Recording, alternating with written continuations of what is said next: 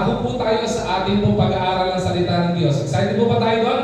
Amen. Alright, ngayon po umagang ito, ang ating pong pag-uusapan is about heart's desire. Since today is our Heart's Desire Sunday, we will be talking about desires delighted, okay? Cruising to Christ-centered cravings, okay? Desires delighted, okay? Cruising to Christ-centered cravings. If you have your Bibles with you, I would like you to open your Bibles with me in the book of Psalm chapter 37 verse 4. Familiar na familiar po sa atin yan. At dalawa pong papasahin po natin. Isa po, in the book of Psalm, at saka po, yung Proverbs chapter 3 verse 5 to 6. Doon po muna sa Psalm 37 verse 4. Can I request everybody to please rise to give reference to the reading of God's Word? Ito po, ang sinabi ng Psalm chapter 37 verse 4. Very familiar. Every year, ginagamit po natin to. Pero pag-aaralan mas malalim po ito ngayong araw na ito. Psalm 37:4, ang sabi po diyan, delight yourself in the Lord, and He will give you the desires of your heart. Ulitin ko po. Psalm 37:4, delight yourself in the Lord, and He will give you the desires of your heart. Proverbs chapter 3 verse 5 to 6. Ako na lang po ang basa. Sabi diyan, trust in the Lord with all your heart and lean not unto your own understanding. In all your ways submit to Him, and He will make your paths straight. May the Lord be blessed upon the reading of His Word. So madali po tayong manalangin. Panginoon, aming dakilang Diyos, marami pong salamat sa taong 2023.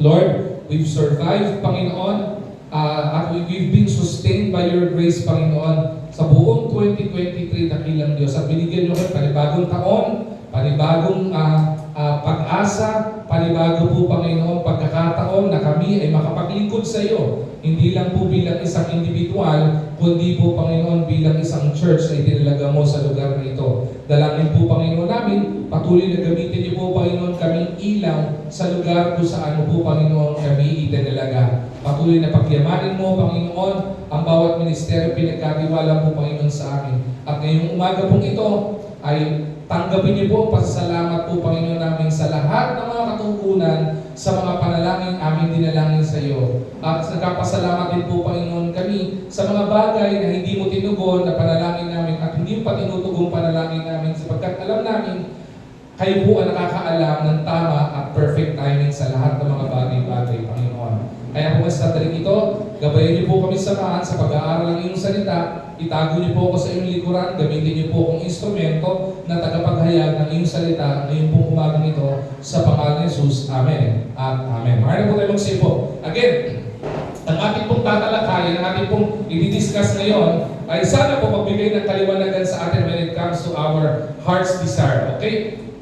Desires delighted at cruising to Christ-centered cravings. Pag sinabi po natin desires, ito po yung mga minimiti. Ito po yung mga ginugusto. Ito yung mga ninanais ng puso natin. Ito yung mga bagay o mga sitwasyon na gusto nating magkaroon. Diba? Kaya po ginamit dito yung cruising, okay, to Christ-centered cravings. Why? Pagka po kasi cruising, ibig sabihin, we are in a journey. Naniniwala po ako, our life is a journey. Naniniwala po ba kayo doon? Our life is a journey. Ito po ay isang paglalakbay. At sa paglalakbay po natin, hindi po lahat ng dadaanan natin ay maayos. Okay? Sa mga nagmamaneho po dito, alam niyo po ibig sabihin po niyan. Mga nagmamaneho ng kotse, nagmamaneho ng truck o whatever, kahit motor na nagmamaneho. Pag kayo ay mga nagdadrive, hindi po lahat ng kaling dinadaanan natin ay sementado. At pero hindi po tayo nadaan ng sementado, pero lubak-lubak. Kada na po ba kayo? Sa Pilipinas, I think, no, isang Pilipinas sa merong sementadong kalye, pero lubak-lubak. Nakita na po ba kayo nun? At sa mga nagra-ride o mga nagmamaneho, yan ang pinaka-mahirap na pagdaanan. Bakit? Kapag dumadaan sa akin mo sa lubak, ibig sabihin, mas malalim masira sa akin mo, mas matindi maintenance mo. Sa mga nagmumotor, may mga nagmumotor dito, mga nag-ride sa motor dito. Isa sa pinaka-nakakalungkot pag nagmumotor yung lubak. Bakit? Marami dyan kapag kabilis ka, nalubak ka, nagwawabol yung manibela mo at dyan uso ang aksidente. Alright? sa buhay po natin, since our life is a journey, hindi po lahat ng didaanan natin ay smooth sailing. And you know what I mean. Hindi po lahat, hindi po araw-araw, hindi po linggo-linggo, hindi po oras-oras, okay po ang pinagdadaanan ng buhay natin. And with that, meron din po tayong mga kani-kaniyang ninanais, dinidesire sa puso natin. Marami po sa atin ay dinidesire ay magkaroon ng mga bagay sa buhay. Iba nagdidesire tayo ng mga material na bagay. Iba nagdidesire tayo ng mga properties. Iba nagdidesire ng sasakyan. Iba nagdidesire ng bagong damit. Iba nagdidesire ng bagong cellphone. Iba nagdidesire ng pagkain. Iba nagdidesire ng maayos na relationship sa tahanan. Diba? Gusto ko sanang baguhin itong joke na to. Tapos 2024 na. Si Pastor BJ, iba pa rin ang dinidesire niya hanggang ngayon. Oo. Alam niyo kung dinidesire ni Pastor BJ? Baboy. Oo. Yung business nila ay sana lumago. Sabi ng iba, akala ko Pastor girlfriend. Hindi, sinuko ko na yan eh. Hindi. Ang tagal na eh. Ilang taong ko lang ginagamit to. Ang dami nang nananalangin. Wala pa rin talaga eh. Pero persistent tayo na. May kanya-kanya po tayong desire. Iba sa atin gusto magkaroon ng negosyo. Katulad ni Pastor BJ. Diba? May negosyo Pastor BJ. Iba gusto yung mga investment natin. Sana lumago. We all have different desires in our lives. Meron tayong mga kani-kaniyang pinagpipray. At ang ginagawa po natin, every year, we practice Heart's Desire Sunday.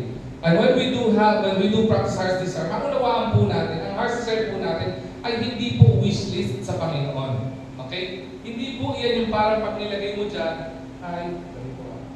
yung pag nilagay mo dyan sinulat mo, siguradong sasagutin ng Panginoon. Kasi naniniwala po ako, the Lord's ways is different from our ways, or our thoughts different from His thoughts. Iba po eh. At ang pinakamaganda po dito, hindi lang po magkaiba yung ating pananaw sa buhay. Ang maganda po dito, the timing of the Lord is always perfect. Kaya nga po sa ating mga Heart's Desire, yung 2023, sasabihin ng iba, Pastor, ang dami kong sinulat eh. Ang dami kong inilagay eh. Isa lang ang sinagot ng Panginoon. So isa lang ipapasalamat ko. Dapat po mabago po yung mindset po natin. Hindi po ibig sabihin sa lahat ng sinulat mo sa Heart's Desire ng last year, ay yun lang ang papasalamat mo. Dapat papasalamat natin kahit yung mga bagay na hindi tinugon. Bakit? Sabi ng Bible, sa 2 Thessalonians, in everything, give thanks. Sa lahat ng pagkakataon, papasalamat ka sa Panginoon. May mga bagay na hindi ako, honestly, marami sa mga sinulat ko po last year, sa Heart's Desire ko po, na hindi po tinugon ng Panginoon. But I am still thankful, I am still grateful, dahil po kahit anumang cravings na meron ako last year, anumang po yung dinidesire ko last year na hindi pinagkaloob ng Panginoon, I do believe na ito po ay hindi binigay ng Panginoon sapagkat may perfect timing ng Panginoon. Right? Ganun din po sa atin. Kaya po kung meron lang tayong Heart's Desire last year, hindi tinugon ng Panginoon, hindi po yun para maging dahilan para po tayo ay humina ng pananampalataya sa Panginoon. Hindi po iyon ang dahilan para po tayo ay tumigil sa pagsama sa Panginoon. Hindi po iyon ang maging dahilan para hindi tumigil po tayo sa pagtitiwala at pananampalataya sa Panginoon. Bakit? Because the Lord's ways are perfect and the Lord's way is perfect. At ang timing niya perfect para sa atin. Alright? Kaya ngayon pong sandaling ito, ang pag-uusapan po natin as we journey in this life, magkaroon po tayo ng panibagong mindset pagdating po sa pag-approach po natin ng Heart's Desire. Okay? Magkaroon po tayo ng Christ-centered mindset or Christ-centered cravings. Yung pagkauhaw, pagkagutom, dun sa kalooban ng Panginoon sa atin. Kasi yun po yung maganda eh. Kaya po maraming pagkakataon, listen to this carefully para maintindihan po natin. Kasi marami po nangyayari. Marami po mga mananampalataya, hindi na participate sa Heart's Desire kasi feeling nila, hindi naman tinutugon yung panalangin ko eh. Diba? Nadi-discourage po tayo eh. One of the reason why, hindi lamang po perfect ang timing ng Panginoon at perfect ang ways ng Panginoon. Ang Panginoon din, alam po niya kung ano makakabuti sa iyo at hindi makakabuti sa iyo. And most of the times, meron po sa ating mga isinusulat na hindi po talaga tutugunin ng Panginoon. That's the reality. Kahit gusto mo yung isang bagay, hindi po gugustuhin ng Panginoon ipagkaloob sa iyo kasi hindi para sa iyo. Bakit? Because it is not Christ-centered cravings o hindi po yan Christ-centered na heart's desire po natin. Kaya po maganda, bago tayo sumulat o yung susulat natin, maintindihan po natin na yan po mga heart's desire natin ay naka-align sa Panginoon at naka-align sa kalooban ng Panginoon. Ibig sabihin, kung ano yung nais ng Panginoon, handa po tayong tanggapin yung mga bagay na yun. Whether ibigay ng Panginoon o hindi ibigay ng Panginoon yung ating mga heart's desire, the Lord will remain faithful because our God is alive and faithful. Amen? Kaya po ngayon sa daling ito, tatlong bagay po ang gusto ko pong ibahagi po sa inyo ngayong umagang ito. Una, we would like to discover yung pong the depths of our desires. Pangalawang pag-uusapan po natin is about cultivating Christ-centered cravings. At ang pangatlo po, at ang pinakamagandang importante sa atin, is about surrendering for our spiritual transformation. Alright? Una po, punta mo muna tayo sa discovering the depths of our desires. Okay? Pag sinabi pong tinitin po natin yung lalim, okay? Yung lalim po ng desire natin, maiintindihan niyo po yung lalim na yan, depende sa inyo. Bakit po? Meron po mga iba sa atin sa sobrang sidhi ng desire natin, lahat gagawin natin, makamit natin yan. Tama ba? Mag-isip po kayo ngayong umagang ito, mahaba nag-preach po ako, isipin nyo, yung pinaka-top of the list na inilagay nyo sa inyong heart's desire form. Okay? Huwag nyo muna tingnan. Isipin nyo lang muna. Ano yung pinaka-gustong-gusto mo ngayong taon na ito? Na gusto mo ibigay sa iyo ng Panginoon, na hinihiling mo sa Panginoon. Think of that. Naisip nila po. Kung naisip nila, marami po sa atin, ipinagpipray natin yan. Amen? And I tell you, even the pastoral staff of the church is praying for that heart's desire. Every Sunday, kaya tayo may prayer time. Every day, kami mga pastoral staff, we pray for that. Okay? At I hope every member is also praying for that. Iba sa inyo, kasama pa sa prayer time niya. At habang pinagpipray niya, may mga pagkakataon, dito niyo makikita yung depth ng desire, ha? Yung lalim ng o yung sinhig ng pagkagusto sa bagay na yan. Pagka po kinabukasan, hindi pa binigay ng Panginoon, ano nangyari sa inyo? Tagal naman. Diba? Ang tagal naman. The following day, wala pa rin. Ang tagal naman. Umabot ng 1 linggo, tagal naman. At may mga let's be honest with ourselves, and I'm being honest with myself as well. May mga pagkakataon, gumagawa tayo ng sarili natin pamaraan para makuha yung desire natin yan. Bakit? Because that is our craving. Okay? Dinidesire natin yan, minimithi natin yan. Minsan, gumagawa tayo ng mga action sa buhay natin para makamta natin yung craving na yun kahit na hindi pa gustong ibigay ng Panginoon sa atin.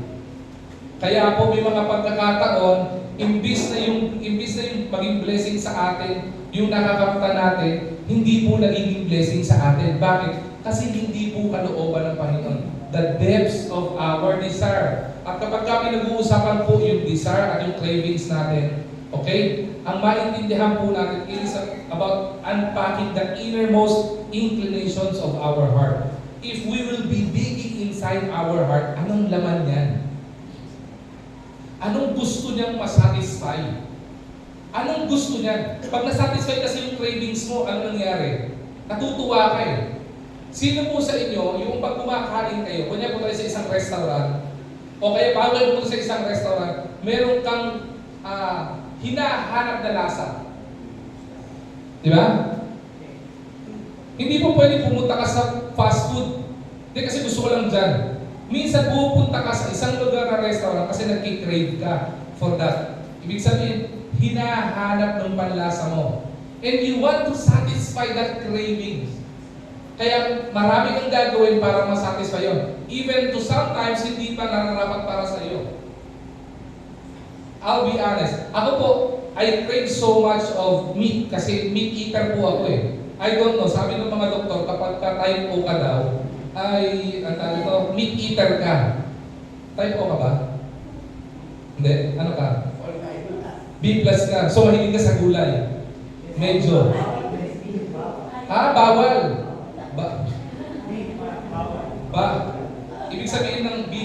bawal. Okay, bawal ang gulay. Ewan ko sa'yo. Magbago na tayo sa weekly. Okay?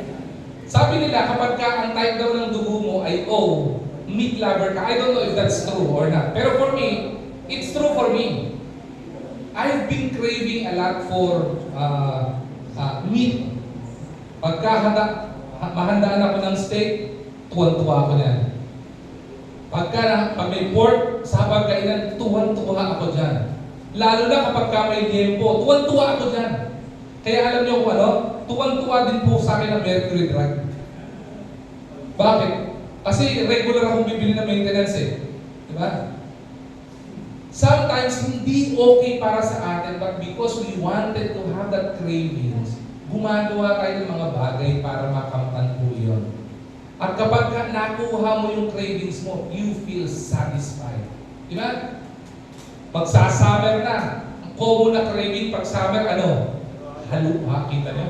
Hindi ko pa sinasabi, halo-halo. Kapag mainit ang panahon, we will be craving for ice. Diba? Gusto mo ng halo-halo.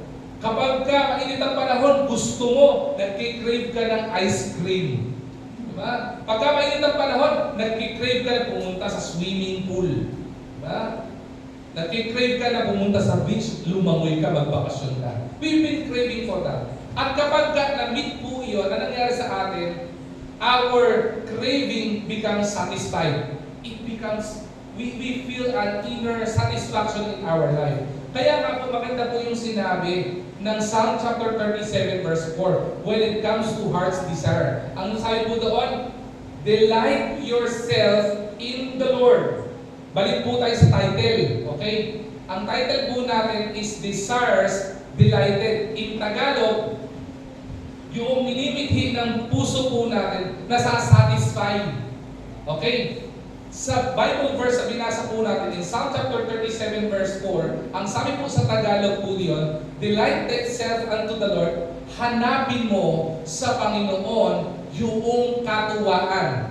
Sa ibang lingwahe, hanapin mo yung satisfaction sa Panginoon. Kaya marami po sa atin, lahat ng dinidesire sa puso natin, meron nag-i-design ng kotse, nag-i-design ng motor, nag-i-design ng kung ano material na bagay. Nung ginawa mo, nakuha mo, after makuha, parang empty ka pa rin. Have you ever felt that?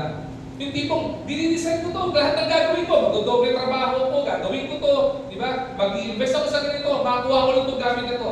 Then suddenly, out of the blue, nung nakuha mo na yung gamit na yun, o yung bagay na minimithi mo, pagdating sa'yo, okay.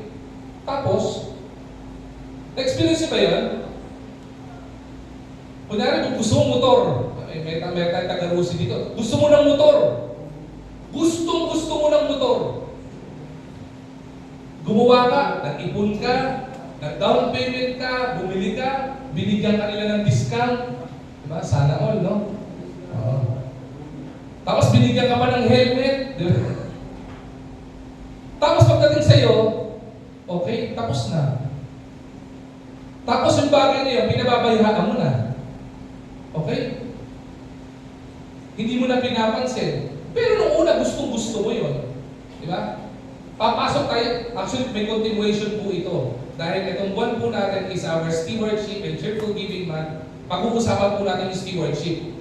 Minsan, kaya po tayo nagiging good steward sa mga blessings sa atin because the Lord doesn't want us for us. Pero ginusto mo, nakuha mo, okay, that's yours. But the problem is that hindi mo na-feel yung eternal o yung matagal na satisfaction. Marami po, pagkabagay, ang minihiling po natin, matutuwa tayo para dalian. Pero sabi nga po, the law of thermodynamics, everything deteriorates. Lahat naluluma. So kapag ka naluma na yan, hindi ka na masaya. Maghahanap ka na ng bago.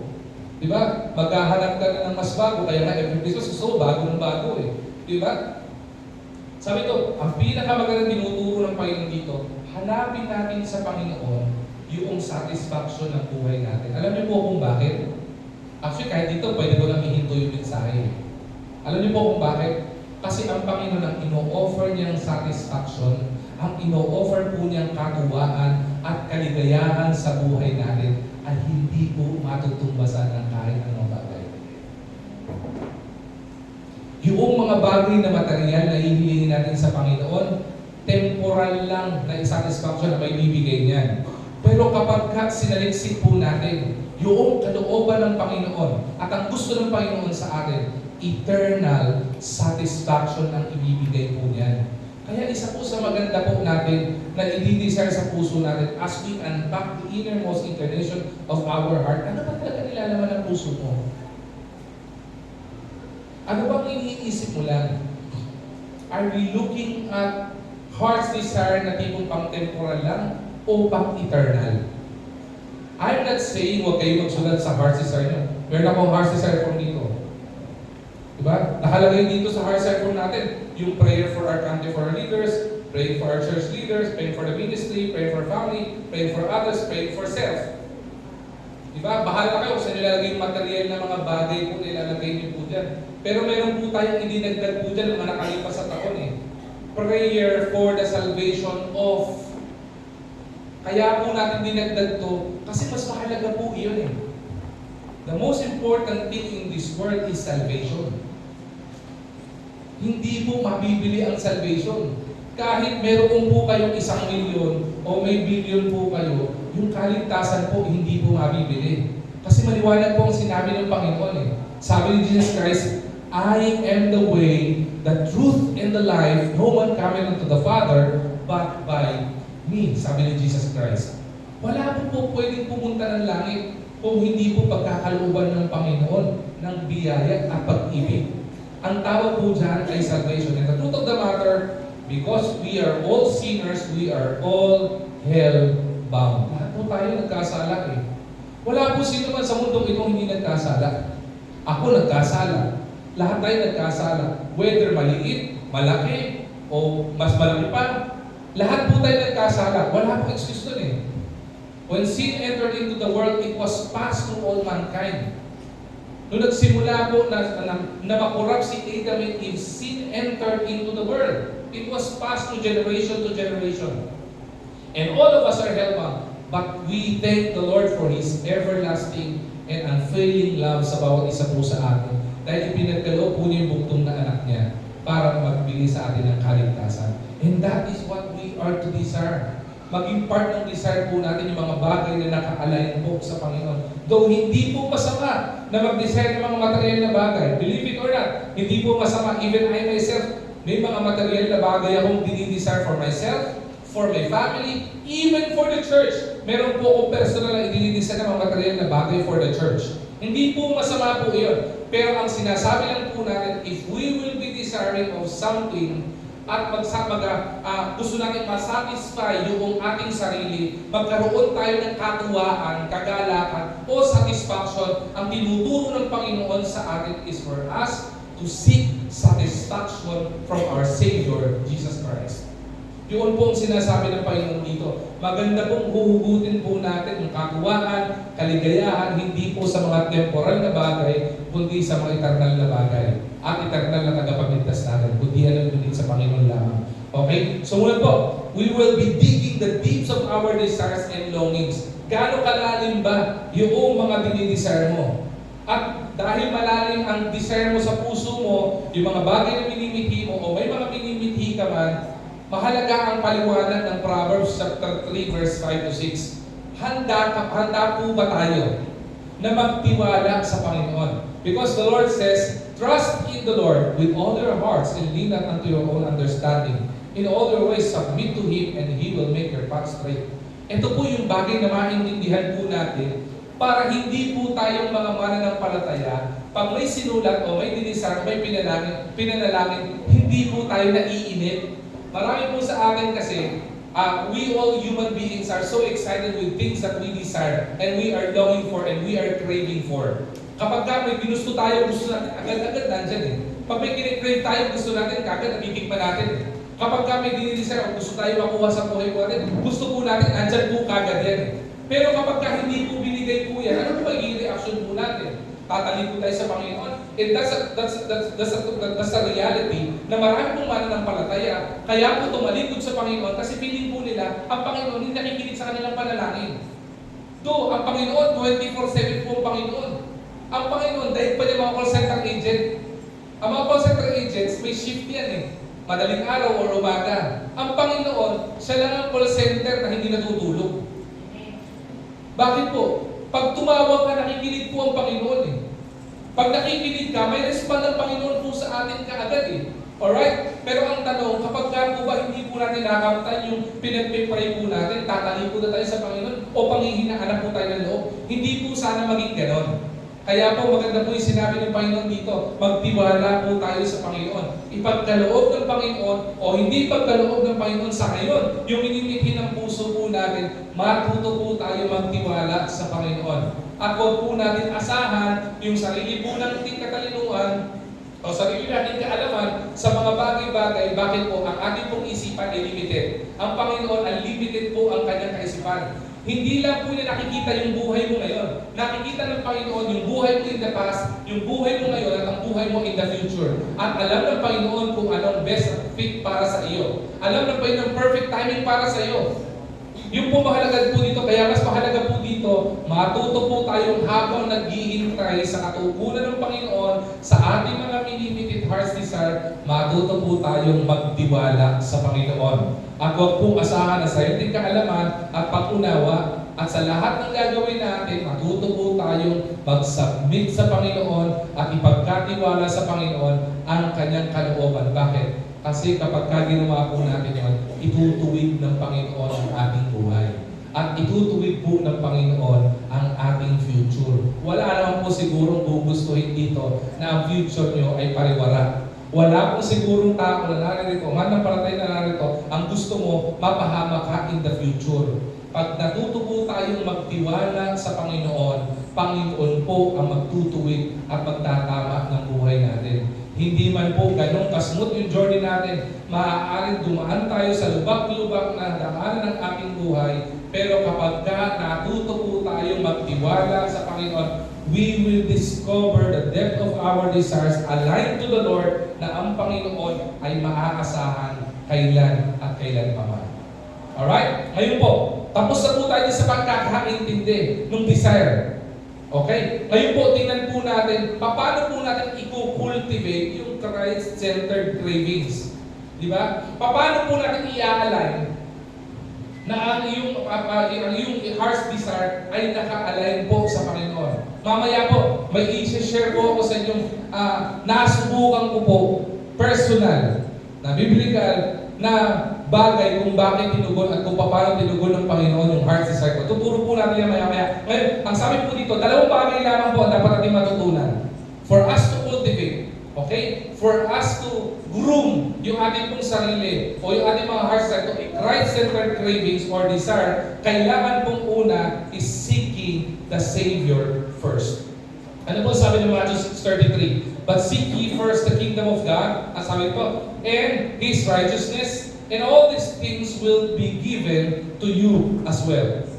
Maintindihan po natin, mahalaga po sa isang tao na narito, whether ikaw ay mananampalataya na o ikaw ay bisita, na-invite ka dito sa lugar na ito. Mahalaga po yung bagay na saliksikin po muna natin yung Panginoon na tagapagligtas po ng ating buhay. Paano po yung kahalagahan? The very main reason that's important, I'll give you the logic. Pag pumunta kayo sa bahay ko po, okay, meron po akong dalawang anak. Okay? Si Cassandra at si Antonio. Pag pumunta kayo sa church, okay, meron po akong mga anak-anakan po diyan. Hindi ko man po matanggap kasi mukhang mas matanda pa sila sa akin, pero anak-anakan po sila. Okay? That would include Pastor BJ, okay? That would include si Kuya Joshua. Kita niyo naman si Kuya Joshua, di ba? Mukhang mas edad pa sa akin. Ang laki pa ka sa akin eh. Kaya natawag sa kanya, Kuya eh. Kuya, pakibuhat nga ito. Di ba? Mga anak-anakan po po yan. But, listen to this carefully. Even though we do have that relationship, if my daughter and my son, biological, okay, would come to me and ask me of something, kasabay ng i-request ni Pastor BJ, Kuya Joshua, at saka ni Kuya Dave, ang uunahin ko, of course, sino?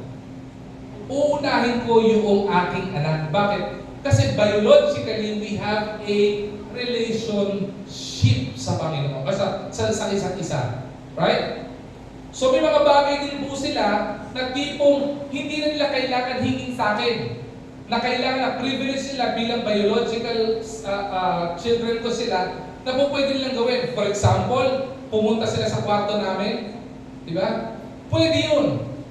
Si Pastor PJ at si Kuya Diyos pumunta sa kwarto namin, hindi mo pwede yun. Malamang masipa ko sila palabas ng kwarto. Nang walang paalam ha. Yung mga anak ko, labas-pasok sa kwarto namin yan. Diba? Pag nagbukas sila ng rep, para kumuha ng anumang pagkain na naroon, whether tubig yan, o chocolate yan, o whatever na nandun yan, privilege sila to do that. Bakit? Kasi meron kaming, relationship. Though meron kaming relationship nila Pastor BJ, okay, at nila Kuya Joshua, iba pa rin yung lalim ng relationship namin ng mga anak ko. Same thing.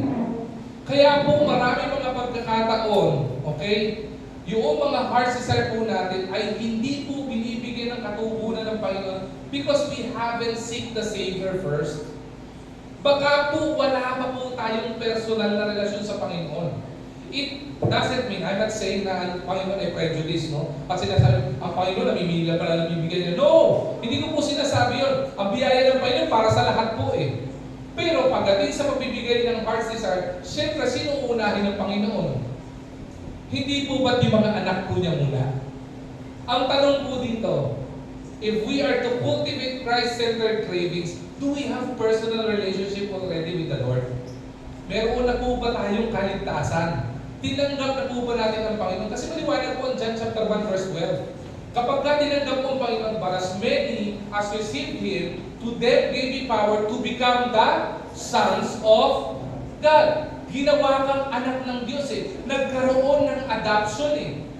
Nagkaroon ng relationship. And with that, kaya pala ang mga pangako ng Panginoon, when the Lord blesses, siksik, ligat at uumapaw. Kaya pala may mga pangako ng Panginoon na ang pagpapala ng Panginoon, yung mga needs natin, pinoprovide ng Panginoon. Yung mga wants natin, hilingin sa Panginoon, pinagkakaroon din ng Panginoon, pagkalooban niya eh. Bakit? Kasi may personal na relasyon ka na sa Panginoon. That is what we are to do. We are to seek the Savior first. Hindi lamang po yung kingdom eh. Hindi lamang po si Jesus Christ. Seek His righteousness. Yan po namimiss po ng iba eh. Seek ye first the kingdom of God. Tapos kagad dun eh. Akala po natin after salvation, tapos na eh. And this is what a lot of Christians fail to do. We are seeking the kingdom but we fail to do the transformation and to engage in transformation allotted by the Lord. Kaya po marami po mga mananampalataya, mga Kristiyano na, no? Seeking the Lord's kingdom. Nasa church naman. Kristiyano naman. Mananampalataya naman. Pero pag tingnan mo yung buhay, namumuhay pa rin bilang hindi mananampalataya. Namumuhay pa rin ng nasa bisyo. Parang palamura pa rin. Yung ugali pa rin. Hindi mo makikita yung ugali ni Kristo. Ano nangyari? Wala pong transformation eh. Eh ang sabi po ng Panginoon, you don't just seek the kingdom, you also seek His righteousness. Ibig sabihin po nun, Matthew chapter 5 verse 16, let your light so shine before men that they may see your good works and glorify your Father which is in heaven.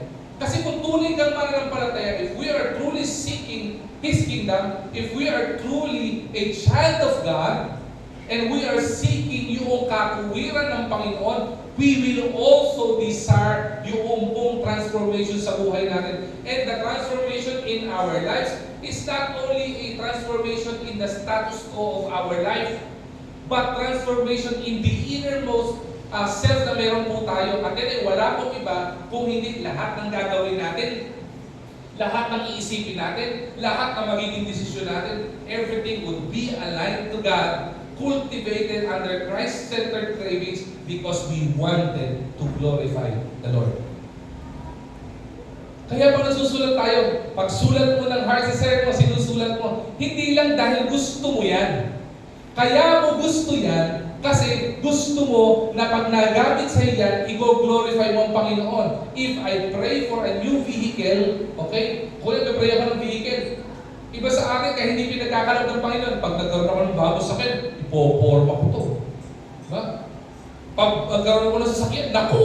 pupunta ako sa bakasyon. Di ba? Naku po, there's nothing wrong with that. Ang problema, hindi na nauuna ang Panginoon. Kaya minsan di pinagkakaloob ng Panginoon eh. Kahit anong gandang heart desire mo, kapag kahiyan ay hindi naka-align sa Panginoon, hindi ipagkakaloob ng Panginoon sa iyo yan. Pwede mong ipuwer sa sarili mo, pero maniwala ka sa hindi, magiging sumpa sa iyo yan. Pag hindi ka looban, kaya nga po pinag-uusapan natin, pinag-aaralan yung Christ-centered cravings. At mahalaga po iyan for us to seek the kingdom of God, kasama po at kasabay po dito, yung righteousness at katuwiran ng Panginoon. Bakit po? Tingnan niyo po yung pangako ng Panginoon ha? And all these things will be added unto you. Hindi mo naisip yun? Lahat po tayo, gusto po natin, when we fill up the heart's desire form sa buhay po natin, we always wanted all these things to be added unto us. Amen? Wala naman po siguro nagsulat dyan na hindi nyo gugustuhin na makakuha niyo yan. Tama po ba? Lahat po na sinulat niyan, dinidesign niyo pong makakamtan po natin at ibigay sa atin ng Panginoon. But the very main reason why hindi pinagkakalob ng Panginoon yan, this is one of the key secret. Revealing and unveiling the key secret ng Panginoon. Because we fail to seek the Lord. Eh kung yung faithfulness mo sa Panginoon, questionable na, huwag ka na mag-expect kung ibibigay sa iyo ng Panginoon yan. Kung hindi ka mananampalataya, huwag ka mag-expect na ibigay sa iyo agad ng Panginoon yan. Kung wala kang personal na relasyon sa Panginoon. Di ba? Kung ikaw ay hindi nabubuhay ng matuwid, di ba, at nag-glorify sa Panginoon, don't expect too much from the Lord. Bakit? Because the Lord is faithful and just para bigay po sa atin lahat ng mga bagay. Kaya papasin niyo po, reality po ito. Reality check. Tingnan niyo po, sa church na lang po natin, lahat po ng makikita niyong matapat sa church na ito, sa lahat ng aspeto ng ministry, kahit na mayroong pinagdadaanan ng pagkukulang, ang tapat ng Panginoon sa kanila. I don't want to name names. I would like you to look at the testimony of our people, of our church members. Makikita nyo kung sino yung matatapat, siya ang pinagpapalang wagas ng Panginoon. Kung sino yung nagpapagamit sa Panginoon, siya ang una nakaka-receive ng pagpapala sa Panginoon. Why? Maliwanag po yan eh. If you seek the kingdom of God, if you seek His righteousness, you apply the righteousness of God in our lives, ang bibigyan ng Panginoon, and all these things will be added unto us. Ang problema sa ating mga mananampalataya, gusto natin yung all these things will be added unto us. Pero Lord, huwag na sana yung seek the kingdom. Let me do my own way. Or let me have it in my own timing. Let me have it in my own way. Yun ang gusto po natin eh. But we want all these things to be added unto us. Hindi ba? If you want all these things to be added unto us, may requirement ng Panginoon. Seek the kingdom first. Mahirap po ba yun? Mahirap po bang harapin ng Panginoon? Hindi po. Bakit po? Ang Panginoon po kumakatok sa pintuan ng puso po natin eh. That's the very main reason why the cross was empty. Because He died for our sins and mine. And after 3 days, because of His deity and power, He rose again. And the blood that was shed in the cross of Calvary ay ginamit pong pantubos sa ating mga kasalanan para hindi tayo mapapahamak. In every day of our life, kumakatok ang Panginoon sa puso mo. Anak, kailangan mo ako. Anak, kailangan mo ng tagapagligtas. Anak, may pinagdadaanan ka na nandito lang ako. I am just a prayer away. The Lord is always there for us. Nandiyan ang Panginoon. But we fail to seek Him. But we wanted all these things to be added unto us. We always want the blessing. But we always fail to seek the blesser. If you want the blessing of the Lord, hanapin mo kung nasaan yung blesser. Patunayan ko po yan. Sino po yung mga senior citizen na? Pakitas po kami ng mga senior citizen. Sa Manila, mga mature citizen. Sa Manila, wala daw tumatanda eh. Nakalimutan ko ng gabi niyo. Sa Manila, walang tumatanda. Talaga, pastor? Oo, mga bata tayo. Sabi kanila sa tatay ko kanina, pa, tumatanda ka na. Sabi ng tatay ko, hindi ako tumatanda Sabi niya, hindi pa ako tinutubuan ng buhok. Yan ang hindi positive. Hindi pa tinutubuan ng ng buhok. 70 plus si Papa. Kailan patutubuan ng buhok? Diba? Nasaan ako? Nawala tuloy ako. What I'm trying to say, noong mga senior citizen, looking for the blesser, gusto niyo ng mga blessing, di ba? Nakakatuwa ang mga senior citizen. Sarap kasama niyo mga yan. Alam niyo bakit? Subukan yung kumain kasama ng mga senior citizen. Naku, napakatinding discount. Di ba? Sila ka libre pa sa sine eh. Sinubukan ka namin yung kumisine, gagawin ng senior nila. Huwag po kayong abusado, sir, hindi naman kayo senior eh. Ay, hindi ba kasama yung mga sabit lang? Hindi po sila lang, okay, sige, bayad kami. Tama. Pero sa pagkain, naku, tuwan-tuwa kami niyan. Mag-drive-thru ka, kahit hindi silang kakain, kahit yung mga po kakain, may senior citizen eh. Di ba? Sana, nanonood ng streaming, marami nag-abusado mga Pilipino. Pag kumain kayo sa restaurant, senior citizen discount. Ang kagandahan, may mga government institution o mga municipality na pagdating ng Christmas, may mga regalo sa mga sino yung mga senior citizen dito na may na-receive na regalo sa inyong municipalidad? Pakitas na akong kamay. Yan. Yung iba sa inyo, okay? Sa amin naka-ATM, no? Sa Pasig, naka-ATM. Sa Manila, sa Taga-Caloocan, wala? Sino mayor nyo? I-shoutout natin. Sino ba mayor nyo? Malapitan? Mayor, baka naman. Malapitan. Iba pag may blessing, di ba binibigay? Pero, para makuha mo yung blessing, kailangan hanapin mo yung blesser. Tama? Example, sa Pasig, binigyan sila ng, magkano binigay sa inyo, ma? Sinabi mo, pagkakutangan, ubus na po. May bigay na po sa amin lahat. Binigyan sila doon. Nilagay sa ATM nila. Kung hindi siya pupunta sa ATM para i-withdraw yun, hindi po niya makukuha yun. Tama po ba? Wala na eh. Di ba? Iba sa atin, gusto natin ng blessing. Pero ayaw natin puntahan yung blesser. Kapag ka may ayuda, gusto natin lalapit sa atin yung ayuda. Ayaw mo sa nagbibigay ng ayuda. Tama ba? Ganun sa Panginoon eh. Panginoon, anak, eto ang blessing. Anak, etong blessing ko sa iyo. Ang problema, ayaw mo lumapit.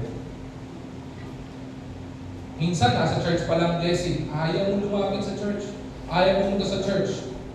Right? Kaya, believe it or not, may mga pagkakataon po. Ito, alam nila Pastor BJ ito. Diyan sa 7-Eleven dyan, lagi po dyan kayo nagbubukas ang pipusan. Sir, morning. Ay, good morning po. Sir, pangkape naman dyan. Eh, nagkakataon, wala talaga ako. Ito, agad ka doon sa church, doon bibigyan ka ng pagkain. One time, umakyat. Tama, umakyat yung linggo eh. Pinagkape nila. After magkape, sa tinapay, bumaba na. Okay? Last Sunday, kapitan uli ako. Bossing, baka naman. Akin nga ako sa church. Hindi siya pumunta. O hindi siya nakapagkape. We always want the blessing, but we fail to go to the blesser. If you want the blessing of the Lord, go to the blesser, and that is the Lord. Kaya hindi pinapractice yung heart's desire. Gusto mo yung blessing ng Panginoon, ibigay mo sa Panginoon yung mga kahilingan ng puso mo. Right? Bakit? Magbigay ka ng heart's desire sa akin, wala kang makikita. Ibigay mo sa akin heart's desire mo, wala kang makikita sa akin. Bakit? Limited ang resources ko. Pero pag ang heart's desire mo, binigay mo sa Panginoon, unlimited ang resources ng Panginoon. So seek the Savior first. Amen? Sunod, aligning or cultivating our Christ-centered cravings. Sumunod, aligning aspirations with Almighty's Word. Okay? Psalm chapter 119, verse 105. Maganda ba? Kabisado natin po ito eh. Excuse me. Your word is the lamp unto my feet and the light unto my path. Ano po sabi po dito? Let us emphasize the essential role of the Scripture, okay, in shaping our desires. Ulitin ko po let us emphasize the essential role of the Scripture, okay, in shaping our desire. Mahalaga po, sinasaliksik natin. Sabi, di ba, seek the kingdom first. How do we seek the kingdom? One of the ways on how we seek the kingdom of the Lord is none other than reading the Scripture. Marami po nagtatanong sa akin, Pastor, lagi mo na i-preach patungkol sa kalooban ng Panginoon. At lagi mong pinipreach sa likuran ng pulpito na ang kalooban ng Panginoon, it is always the best. Yung kalooban ng Panginoon, yung po talaga yung perfect. Di ba? Kaya ako po, gusto ko po ng kalooban ng Panginoon. Paano ko po malalaman yan? Psalm chapter 119 verse 105. Maintindihan po natin the importance and the significance of the word of the Lord in our life. Bakit? Malinaw po yan. Ang salita po ng Diyos ang ilaw sa ating landas. Okay? Yan po ang nagbibigay liwanag para makita po natin, at hindi lang po natin makita, kundi maliwanagan po tayo dun sa kalooban ng Panginoon. Sa mga nagmamaneho, kahit kabisado mo ang kalye, pag walang ilaw, prone ka sa aksidente. Tama po ba? Kahit kabisado mong kalye, magugulat ka. I would remember I was driving. Kabisado mo po ang Rosario. Di ba? Pasig. Kasi araw-araw po kung dumadaan dyan eh. Ang problema, sobrang lawak ng Rosario Pasig na kalye at ang kanilang poste nasa gilid lang, yung center ay hindi na inaabot ng ilaw. One time, pauwi ako, gabing-gabi, nagmamadali ako doon kasi wala naman tumatawid doon eh. Kasi may overpass eh. Nagmamadali ako, biglang may tumalunok doon sa gitna ng island. Lalaki, tumawid, tumatakbo. Napapreno ko ng wagas eh. Buti, malakas ang preno ko.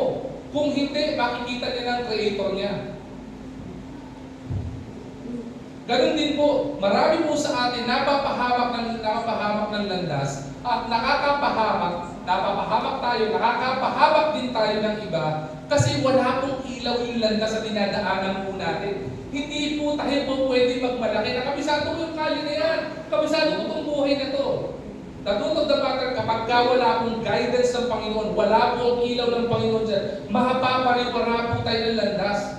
Kapag yung desisyon po natin sa buhay po natin, hindi po naiilawan ng Panginoon, hindi natin nakikita yung kaliwanagan ng sitwasyon na ito, hindi po natin mauunawaan po yan at mapapahamak po tayo. That's the very main reason why a lot of Christians nawawala ng landas, naliligaw ng landas, napapahamak, naliligaw sa maling kaibigan, maling kabarkada, maling trabaho, hindi tamang desisyon, maling relationship. Alam niyo kung bakit? Kasi hindi po ginagamit yung salita ng Diyos para makita yung kalooban ng Panginoon. If we want the perfect will of the Lord, because the will of the Lord is perfect for us, we are to realize the essential or the significance or the importance of His Word. Kapag sa naniniwala po, sabi po natin, kapag po tayo nakikipag-communicate sa Panginoon or communication to the Lord is important for us to know the will of the Lord. Amen? Naniniwala po tayo doon?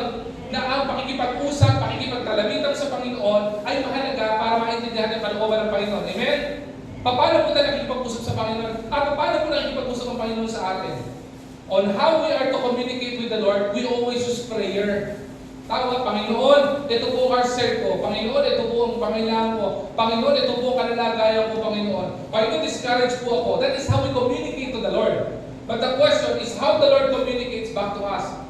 The Lord communicates back to us differently from the Old Testament. During the Old Testament, okay, ang ginagamit ng Panginoon ay prophets.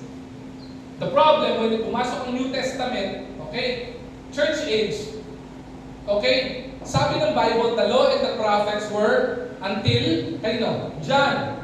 Kay John lang, wala nang propeta. And Old Testament, isa po ang maraan ng ginagamit ng Panginoon para mag-usap-usap sa atin. Verbally, nagpaparamdam ang Panginoon. Kay Moses, nagpakita ang Panginoon sa pagitan ng burning bush. Sa iba na mga propeta at sa ibang mga Israelite, ipinakinig ng Panginoon ang kanyang boses. Di ba? Katulad nung kay Samuel. Di ba? Nangusap ang Panginoon. Ngayon po, hindi po ginagawa ng Panginoon yun. Subukan niyo po na habang natutulog kayo, nag-pray kayo bago matulog, no? Biglang may sumagot sa inyo, BJ. Yung malamig yung panahon, di ba galing to sa Nueva Vizcaya eh, tama ba? Malamig ang panahon doon, para Parang United States of Nueva Vizcaya, di ba? Ang lamig eh. Habang malamig ang panahon, umiinit yung hangin, may magsalita sa kanya, BJ, BJ. Ha? Sasabihin ni Pastor BJ, hala, sino yun? May multo. Di ba? Kaya hindi po ginagawa ng Panginoon na yun. Kasi imbis na maintindihan mo yung kalooban ng Panginoon, malamang matakot ka. Eh, Pastor, paano mo nangungusap ang Panginoon ngayon? Nangungusap ang Panginoon sa atin sa pamamagitan ng Kanyang salita. Amen? Kaya nga po mahalaga sa church na ito na dapat may Biblia po kayo. Hindi po kayo po pwedeng maging mananampalataya na wala kayong Biblia. So, sino po dito walang Bible? Yung mga binigyan na last time, huwag nyo nabibigyan yun. Kung iniwan nyo na wala nyo, problema nyo na yan. Okay? Pero yung mga bago pa na walang Biblia, lapit kayo kay Pastor DJ, mayaman sa Bible to. May mga Bible pa ba tayo? Wala na yung malalaki. Maghahanap ulit tayo ng magandang Bible. Okay? Mahalaga po yun. Eh maganda pong dinidesire natin. Part of our investment in our life is the Word of the Lord. Dapat meron po kayong Biblia. Whether sa telepono o sa kahit saan man, may Bible po kayo. Maniwala po kayo sa hindi po nagbubuhat ng bangko. Pero kahit saan lugar niyo po kung makita, sa kotse ko, may Bible doon. Pumunta kayo sa opisina ko, sa bahay, may Bible doon. Ilan ang Bible ko doon? Nung may office po ako sa TechType, nung nagpapasok po ako sa office sa TechType, may Bible din po ako doon. Alam niyo kung bakit? Naunawaan ko po kasi ang kahalagahan ng salita ng Diyos. Sa lahat ng lugar, sa lahat ng aspeto ng buhay ko, naiintindihan ko na mahalaga po ang salita ng Diyos. At yun din po sinasabi, pinapaunawa sa atin ng Panginoon, na maunawaan natin ang kahalagahan ng salita ng Diyos. Because the word of the Lord is the way and the mode of the Lord on how He communicates to us. Maniwala po kayo sa hindi, nagpo-communicate ang Panginoon sa inyo, kaya hindi nyo marinig yung sagot ng Panginoon dahil hindi po natin binubuksan ang salita ng Diyos. Subukan nyo pong manalangin kayo. Subukan nyo pong dumulog kayo sa Panginoon. And after dumulog sa Panginoon, buksan nyo ang salita ng Diyos para kayo nag-uusap. Nasubukan nyo na po ba yun? Yung nagpe-pray ka, evening devotion o morning devotion, then after mo mag-devotion, after mo manalangin sa Panginoon, nag-devotion ka, nagbukasan ng Bible, nakita mo, sagot ng Panginoon, ay grabe yung pangusap ng Panginoon, no? Because that is how we communicate to the Lord. The Lord communicates to us through His Word. We communicate to the Lord through prayer. Kaya po, gamitin po natin, kung gusto po natin yung ating heart's desire na ka-align sa Panginoon at kalooban ng Panginoon, yung mga heart's desire natin, intindihin po natin kung ano nakasulat sa salita ng Diyos. Kaya nga po, maganda pong hamon sa mananampalataya. This is what I'm aspiring and desiring for our church. Yung ating mga miyembro, hindi lamang po tayo maging regular attender ng church, but we are to be seekers of the Word of God. Seekers of God. Hungry for the Word of God. Alam niyo po kung bakit? Ang dami ko pong nakikita ng churches, in my experience as a pastor, from youth pastor down to lead pastor na po ngayon, as a humble lead pastor po ngayon ng IBC Manila, I've seen a lot of churches. Noong mga unang panahon, grabe ang pagkauhaw. Pagdating sa pag-aaral ng salita ng Diyos, talaga napakauhaw. Pumunta kayo sa mga churches, ang daming mga churches ngayon, ang daming empty seats. Hindi nga lang yun eh. Minsan nga po, hindi empty yung seat, pero makakakita kayo ng murmuring, makakarinig kayo ng murmuring sa church. Ano ba naman yan? Ang haba ng preaching. Ano ba naman yan? Ang haba ng pagkasermon ng pastor. Kaya iba, pagpagod ng church, gusto ko si pastor ganito mag-preach kasi maikli lang siya mag-preach eh. Pero totoo, if you ask me, hindi mo ba dapat mas gusto tayo nun, mas naisin natin at i-desire natin mahaba yung pag-aaral ng salita ng Diyos? Bakit? Eh lalo po tigit sa mga tao ng mga pagdating sa regular days ng week ng buhay po natin, hindi po tayo nagbabasa ng salita ng Diyos. At kumakain ka lang every Sunday. Hindi po ba? Everyday kumakain tayo 3 times a day for us to survive. Tama po ba? Iba po sa atin, may midnight snack pa para mag-survive eh. Pero pagdating sa salita ng Diyos, anong nangyayari po sa atin? Para ma-nourish tayo. Di ba? Every Sunday lang tayo kumakain ng salita ng Diyos. Kaya kung marami mananampalataya ang mal-nourish pagdating sa spirituality. Marami pong mananampalataya pagdating sa spiritual life ng buhay po nila, ang dali po nagpe-fail. Alam niyo po kung bakit? Paano ka hindi pag-fail? Paano ka hindi panghihinaan? Kung tuwing linggo ka lang kumakain ng salita ng Diyos, at pagdating ng linggo, gutom na pag-aaral ng salita ng Diyos, nagmamadali ka pa. Tao ba? Nasubukan niyo na po ba yung kumain kayo ng pagkain?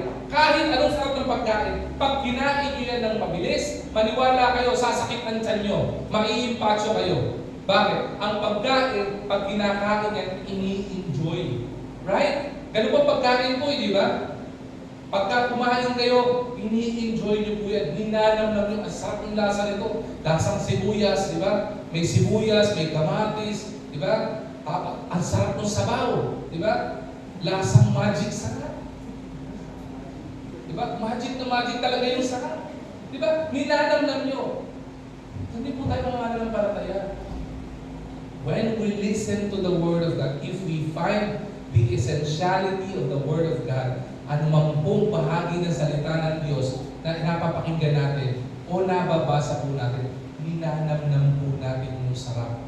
Paano po? Sa magitan ng hindi lamang pakikinig, kundi pangunawa. Bakit? Pag naiintindihan po natin itong mga bagay na ito, maniwala po kayo sa hindi, babaguhin po niya yung ating mga desire sa puso po natin. It would be Christ-centered desire. Alam bakit? Sabi sa Psalm chapter 37 verse 4, "And I will give thee the desires of thy heart," or your heart. Ang iniwala po, believe it or not, biblical po ito. Key. Kung gusto nyo po, sino po dito gusto nyo heart desire ibigay ng Panginoon? Pagkas na po kamay. Ako, gusto ko po lang pati nga po ba, tataas ko ba eh. Di ba? Tama? Lahat tayo gusto lang ng desires natin ibigay ng Panginoon. Amen? Wala pong sino dito hindi. Meron po ako natutunang key. Ano po sabi ng Bible? And the Lord provides all our needs according to His riches and glory. Tama po ba? Tingnan niyo po ito ha. Ano po ang sabi ng Psalm 37 verse 4? Tanggalin mo yan, okay ka dyan. Pagkasubukan tayo dito ng salita. Ano sabi Psalm 37 verse 4? Bakit? And He will give you the desires of thy heart. Psalm 37 verse 4 is about wants. Tama? Desiring. Craving. Sometimes, we don't need it. But we desire it. Cravings nga eh. At kapag ka nasatisfy yung cravings mo, ano nangyayari sa'yo? You feel satisfied. You feel enjoyment. You feel yung sabihin specific peace. Katuwaan, kagala ka sa puso. Right? Tao ba? Yung need. Nakaka-feel ka ba na satisfaction sa puso mo kapag ka hindi na-provide sa'yo? Hindi masyado, di ba? Bakit? It becomes a responsibility. Tama ba? Mga fathers, kaya kayo nagtatrabaho para i-provide ang pangailangan ng pamilya nyo. Tignan nyo maigi dito ha. When it comes to need, kaya kayo maigi dito. When it comes to need, Christians, the Lord provides. Amen? Ang hina ng amen nyo, parang kailangan nyo mag-seekkeepers muna. Okay. When it comes to need, biblically, the Lord provides our need. Amen? Amen. Diba? Honestly, in my heart, pagdating sa need, hindi ko na kailangan ipag-pray. Alam niyo kung bakit? Kasi ang need, it is a divine, responsibility of the Lord to provide for His children. Amen? Amen. Fathers who are here, it is our responsibility to provide for our family. Amen? Kailangan ba sabihin ng anak mo, tayo magtrabaho ka naman para makapag-aral ako? Tayo magtrabaho ka naman para makapag-grocery tayo. Hindi na kailangan gawin ng mga anak mo yun. Dahil kahit hindi nila sabihin yun, magtatrabaho ka para ma-provide yung pangailangan mo. Logically yun. Ganun din sa Panginoon. When it comes to need, in faith sa Panginoon, hindi mo kailangan sabihin sa Panginoon. Alam bakit? Hindi pipe, hindi bingi, at hindi bulag ang Panginoon para hindi niya malaman kung ang pangailangan mo. ang pinakamaganda, sobrang makapangyarihan ng Panginoon na kahit pa kailangan mo, pinoprovide ng Panginoon sa iyo. Ang problema sa atin, we worry so much, di ba? Ano sabi ng Panginoon? Pag nag-worry tayo, ano sabi ng Panginoon sa kanyang salita? Bakit ka nag-worry? Do not worry for tomorrow, and let tomorrow worry for itself. So, parang napaka-responsable naman kung hindi ako mag-worry. Bakit? Pag nag-worry ka ba, ano may dudulot mo sa pangailangan mo? Subukan mo mag-worry ka. Anong dadami sa'yo? Puting buhok. Anong mababawasan sa'yo? Buhok. Anong dadami sa'yo? Wrinkles. Anong mawawala sa'yo? Yung kagandahan at pogi mo. Di ba? Bakit? Problemado ka eh. Nakita naman yung tako na yung itsura, yung baba nakadikit sa sahig. Bakit? Bakit yung itsura mo? Papasok sa church. Di ba? Bakit yung itsura mo? May pinagdadaanan ako, pastor eh. Abay lahat dapat talaga may pinagdadaanan. Kasi pag wala kang pinagdadaanan, lumilipad ka. Di ba? Hindi mo may problema ako, pastor. Bakit ang problema mo? Wala po kong pambayad ng kuryente. Oh! Good news yan. Bakit? Ako din wala eh. Retire. Ano ibig sabihin ito? Yung pangailangan, you don't worry for that. Bakit? May pangako ang Panginoon doon eh. Ano sabi ng Panginoon?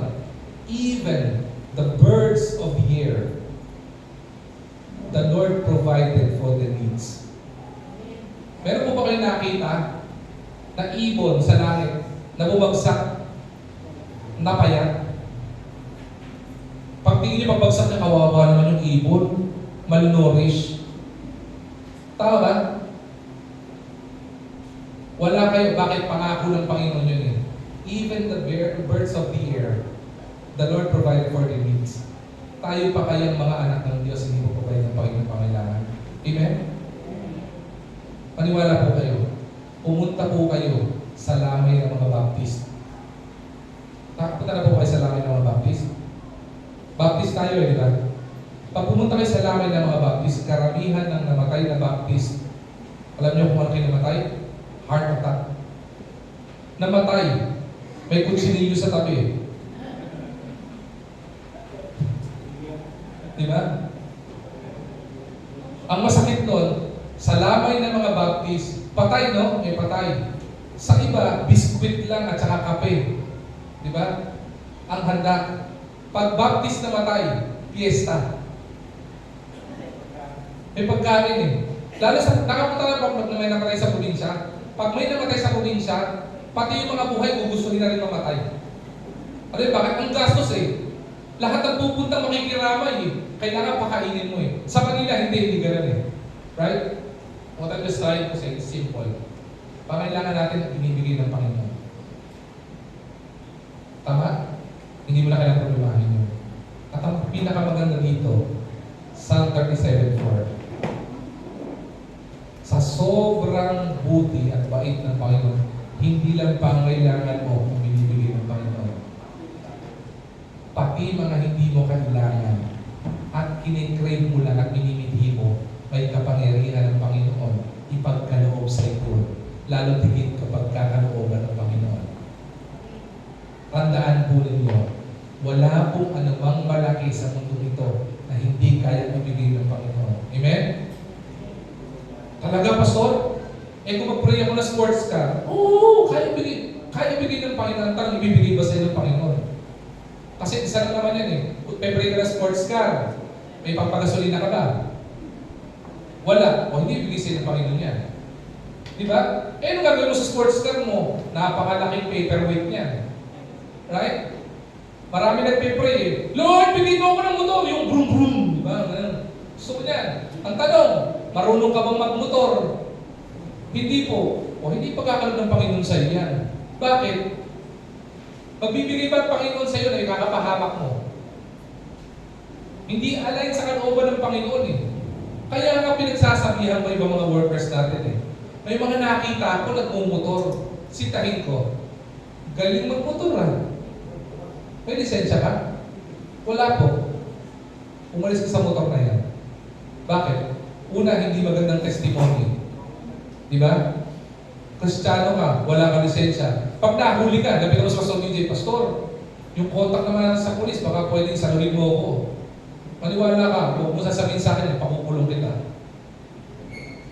Diba? We desire for something, pero hindi pa tayo karapat-dapat para doon.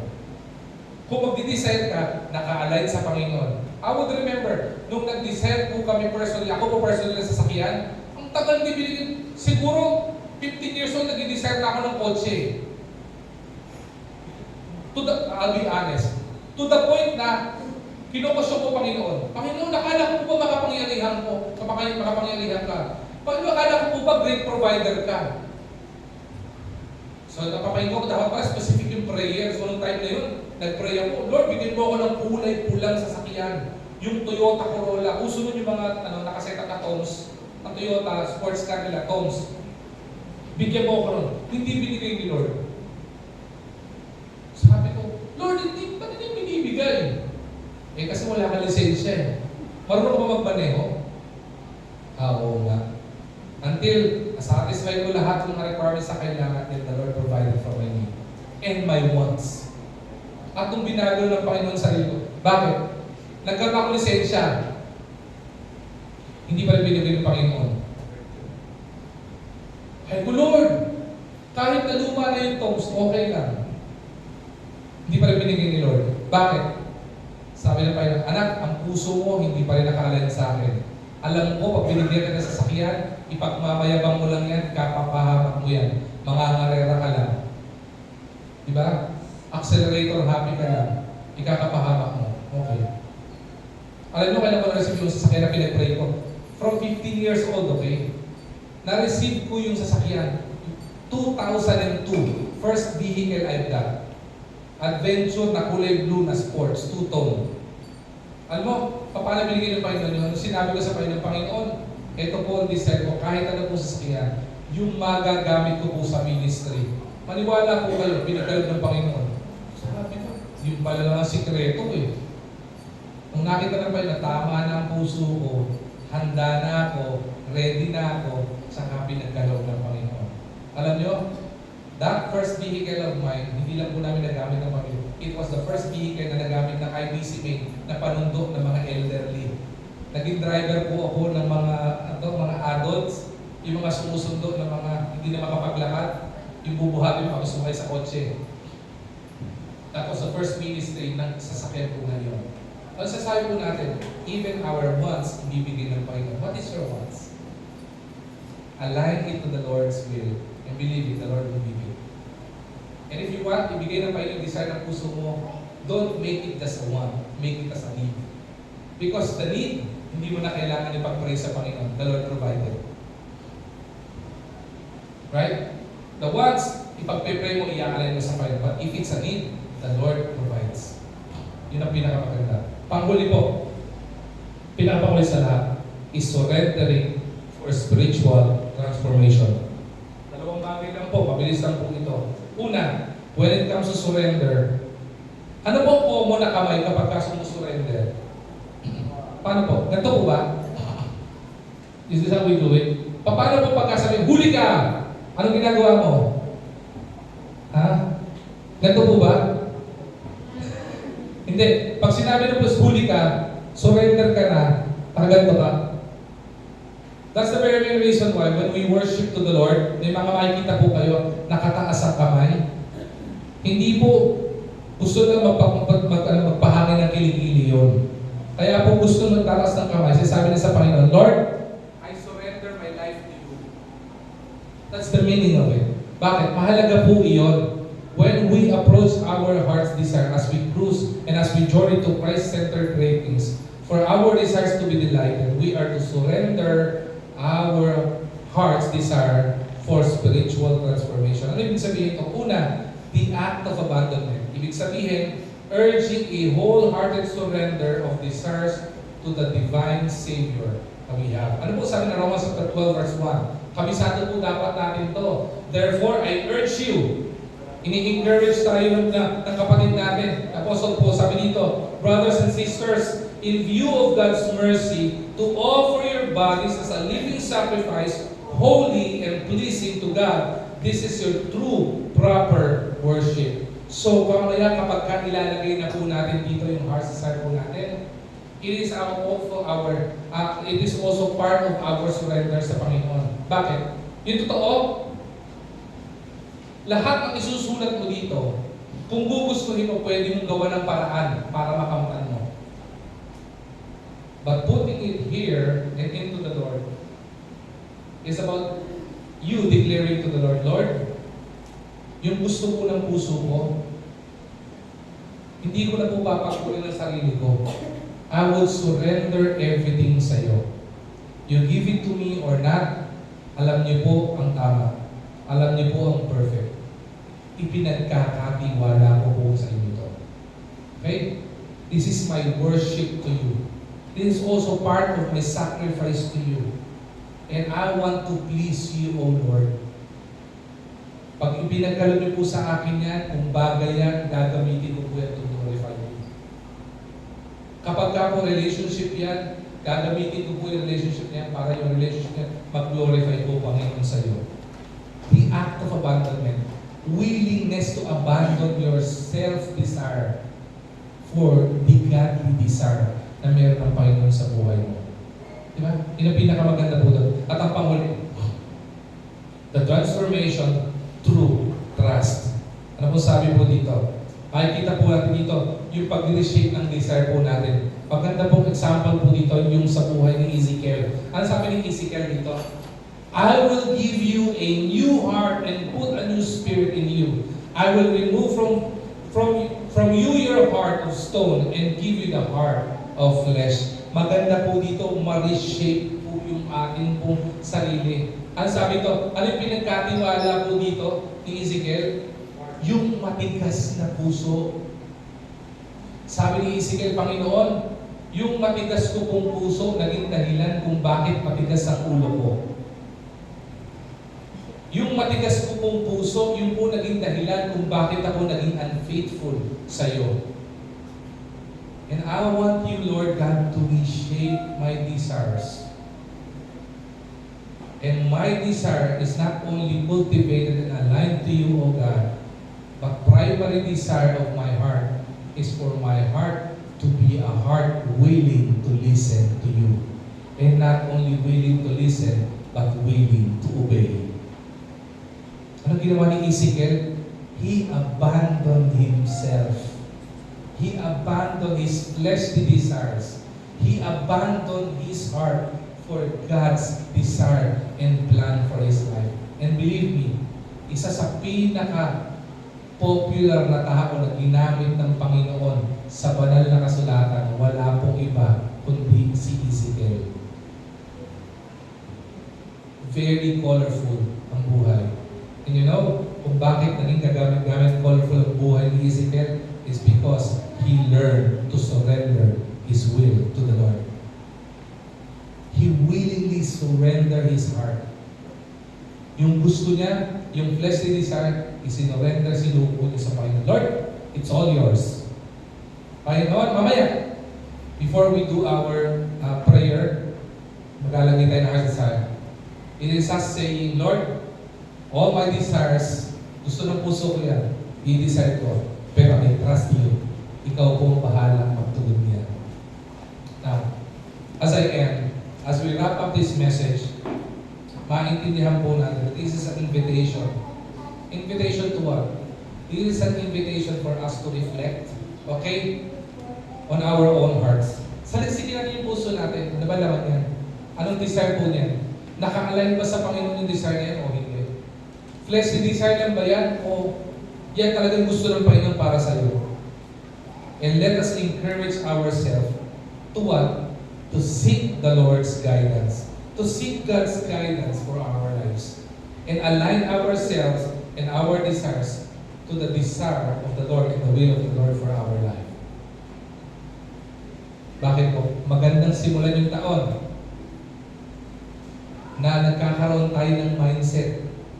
Ang mindset natin, Lord, in every aspect of my life, I want you to be my guide. At ang pinakahuli, matutunan po natin to surrender our life to the Lord, to our divine Savior, For what? For the greater transformation, not only of the church, not only of this world, for the greater transformation of our life. Guided by the Lord. Heart's desire, written in the guidance of God. Sipin niyo po, ang sarap ng we will have a lot of things to thank God for. Whether yung mga heart's desire na hindi tinugon ng Panginoon, ay bibigay ng Panginoon sa atin at ipapasalamat natin sa Panginoon. Why? Because we've learned not only the depths of our desires, but we've also learned to cultivate our heart's desire or our craving to a Christ-centered cravings. At ang pinakamahalaga, hindi lang inaunawaan mo kung ibig sabihin ng heart's desire. Hindi lang mahalaga yung natutunan mo yung depth ng desire ng buhay mo o yung depth ng cravings mo. Hindi lang mahalaga na naunawaan natin yung kahalagahan noong pong i-cultivate, i-groom sa puso natin yung pong kalooban ng Panginoon sa puso natin when it comes to heart's desire. But after learning such, maintindihan natin na kailangan po natin ng surrender na buhay at surrender na puso. Kasi kapag ka-surrender ng puso mo, magiging teachable ka. At kapag ka-teachable ka, hindi rin mahihirapan ka maging faithful sa sa'yo. At hindi rin po lalatingin mahihirapan at magdududa ang Panginoon ipagkaloob sa'yo yung mga kalooban niya para sa buhay mo. Lalo tingin sa larangan ng pagpapala ng buhay. Alright? Shall we all pray? So we all stand up and pray. Lord God, Heavenly Father, we are so thankful and we are so grateful for reshaping, Panginoon, the desires of our heart. Thank you, Lord God, for the abundance of your word. Thank you, Lord God, for the essentiality of your word, because your word is the light and a lamp unto our path, Lord God. Thank you, Lord God, for as we journey, as we cruise the Ilang Diyos in our cravings of our life, that you've reshaped it to be a Christ-centered cravings, Panginoon. And as our desires to be delighted, and as our desires to be satisfied, Panginoon, saliksikin po, Panginoon, namin na yung mga desire po, Panginoon, na ito ay magbubigay, Panginoon, ng katuwakan, kagalakan sa aming puso. At masaliksik namin na ang pinaka-everlasting na katuwakan at kagalakan ng puso sa buhay po namin ay makakamtan po namin sa iyo lamang na bilang Diyos. Lord, we need you. Everybody needs you. If somebody was here, may sandaling ito, wala ka bang personal na relasyon sa Panginoon, all you need to do is just to have faith in the Lord. Sabi mo sa Panginoon, kailangan po kita sa buhay ko. Panginoon, I need you as my Savior. Sabi mo sa sarili mo, panalangin mo ito, deeply in your heart. Sabi mo, Panginoon, marami po ako nagawang pagkakasala at pagkakamali. Patawarin niyo po ako na bilang Diyos. And I'm opening my heart to you. Part of my desire, Lord God, is to know you personally. Because I know your will is perfect for my life. Manampalataya ka. Dahil sabi ng Panginoon, pangako ng Panginoon sa iyo, John chapter 1 verse 12. But as many as receive Him, to them give power to become the sons of God. Ginawa ka anak ng Diyos. And to us, na manampalataya, matuto tayo manampalataya at magtiwala sa Panginoon. Sabi ng Panginoon, I'm surrendering my heart's desire to you, O God. Ngayon sa daling ito. Accept this, O Lord. Let your will be done. Because your ways is perfect and your timing is perfect, O God. Again, we give you back all the praise and all